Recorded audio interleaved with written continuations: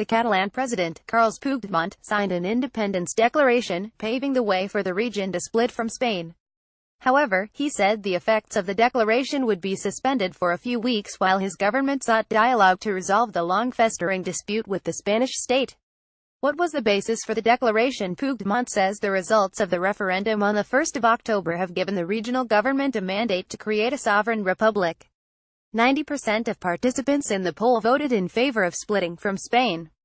However, only 2.3 million of Catalonia's 5.3 million registered voters took part. The referendum was marred by violence after Spanish police stepped in to try to halt the voting, and 770,000 votes were lost because of the disruption. Is the Spanish government open to negotiation on the issue? No.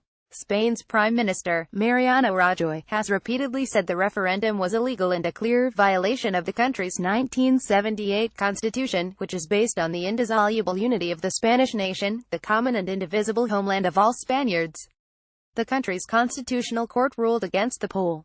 On Wednesday morning, Rajoy asked Puigdemont to clarify whether or not independence had been declared and warned that his answer would inform the Spanish government's decision on moving to suspend Catalonia's autonomy.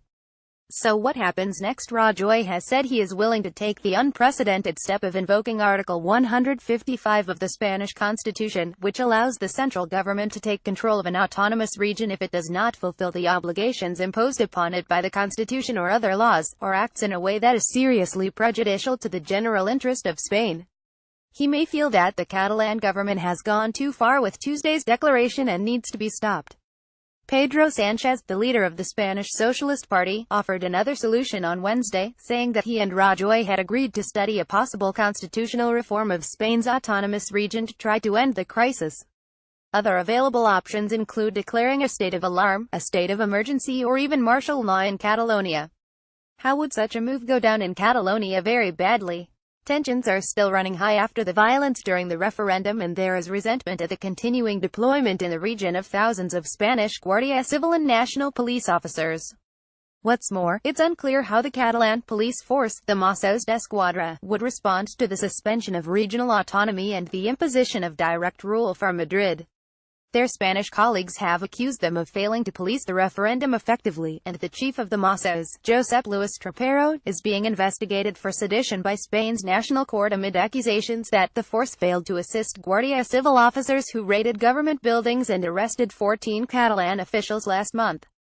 I am Catalan. It's about building a new society for all. Video. What about external mediation? Although Donald Tusk, the president of the European Council, made an 11th hour intervention on Tuesday, calling on Puigdemont to respect the constitutional order and not do anything that would hinder dialogue, no third party has shown itself willing to step in to mediate the crisis. The European Commission has insisted the Catalan question is an internal matter for the Spanish government. Speaking to Parliament on Wednesday afternoon, the Prime Minister categorically dismissed suggestions that the crisis could be solved through international mediation.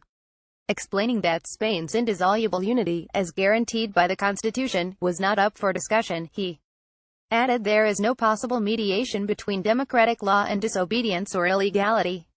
Where does all this leave Puigdemont? The Catalan president will be hoping that his move to de-escalate the crisis by suspending the effects of the declaration will spur the international community into action. However, his gamble has angered many Catalan independence campaigners who had been expecting a blunt and immediately binding declaration. His junior coalition partners, the far-left CUP, had hoped for an unequivocal gesture. We believe that today was the day to solemnly declare a Catalan republic, and we probably missed an opportunity, the CUP MP Ana Gabriel said on Tuesday night. More pressingly, the Spanish government may sense weakness in Puigdemont's position and act accordingly.